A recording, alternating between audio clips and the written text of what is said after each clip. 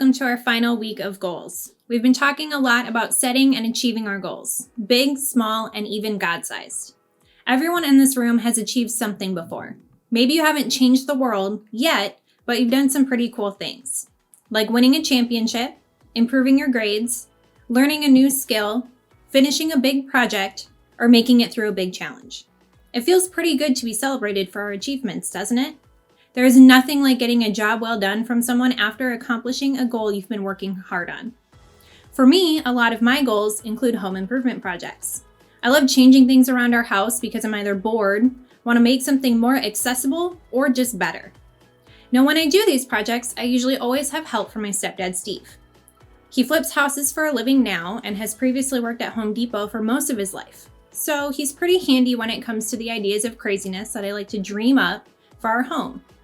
Now, our latest project was building a half wall between our living room and dining room, which also turned into tearing out tile flooring and replacing that as well, which was honestly quite terrible. It looks great now, but the process sucked. Now, what if after all that hard work he put in, I didn't say thank you? What if I didn't show any sort of gratitude towards him at all for the effort he went through to help me achieve my home goal? I mean, he's my stepdad, so maybe he wouldn't mind too much, but I bet after a few more projects and a few less thank yous, he wouldn't really want to come and visit and help out anymore. So my question for you is this: how often do you express sincere gratitude? So we've been talking a lot about setting and achieving our goals, but we couldn't wrap up this topic without talking about these important words. Thank you. Thank you is a phrase you might say pretty often, but today, we're going to talk about how important this phrase is when it comes to our goals. Big, small, and even God-sized goals. For the last few weeks, we've been following the story of a man in the Bible who had a big goal. Today, we're going to hear how that story ends. So to recap from the past few weeks, here's what we've hit on so far.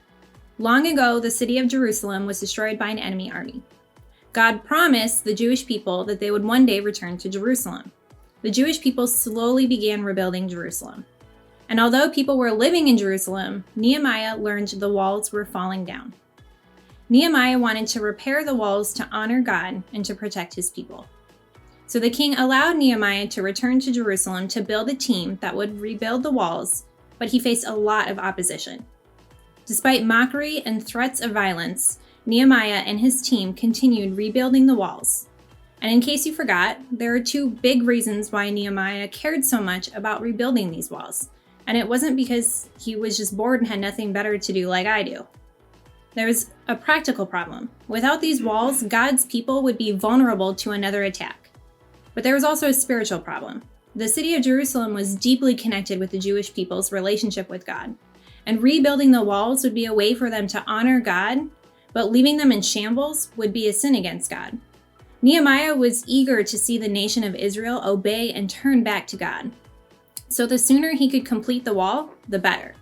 And after months of praying, planning, preparing, recruiting a team, and standing strong in the face of opposition, the walls were finally rebuilt in just 52 days. The completion of this building project was a huge deal. Nehemiah had accomplished his goal, and that was worth celebrating. So let's take a look at how Nehemiah celebrated his achievements and see if we can learn something. In Nehemiah 12:27, it says this: "For the dedication of the new wall of Jerusalem, the Levites throughout the land were asked to come to Jerusalem to assist in the ceremonies.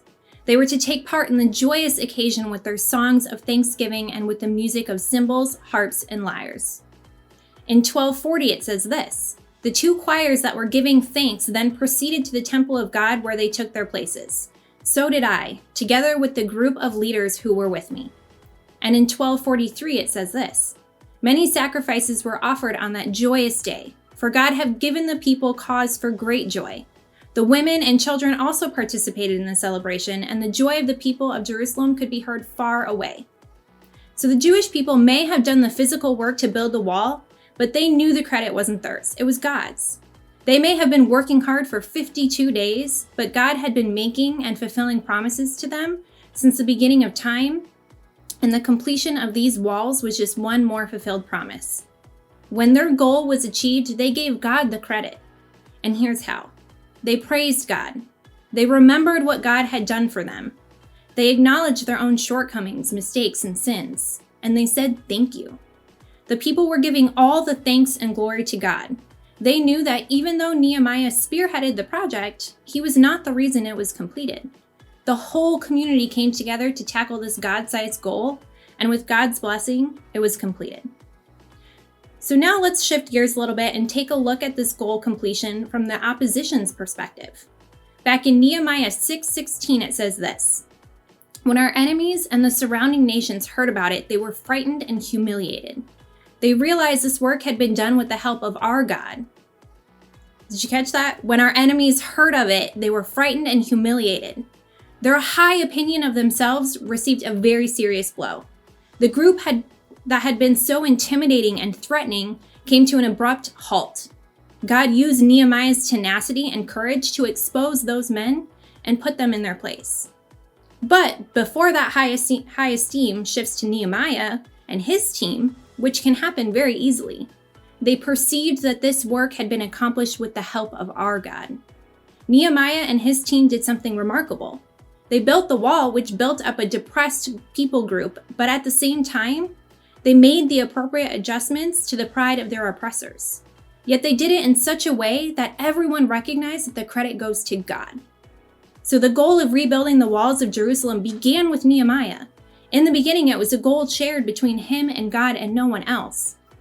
But over time, Nehemiah's God-sized goal outgrew Nehemiah. He needed more people involved. And as more people got involved, passion grew for this God-sized goal. Nehemiah wasn't alone anymore in his desire to see his people turn back to God. Because as more people got involved, Nehemiah's gratitude had to grow too. When his goal was between him and God, he only had God to thank for any progress he made. But when the entire community was there, Nehemiah had to extend his gratitude to them too. And when they finally achieved their goal, Nehemiah wasn't the only one celebrating. Because by the time the walls were rebuilt, the entire city was worshiping God together. When their goal was achieved, Nehemiah was grateful to God and to his community. As Nehemiah's goal grew, his gratitude for both God and his community grew too. Because God-sized goals require God-sized gratitude. Throughout this series, we've been inviting you to set some goals. Big ones, small ones, and even God-sized goals.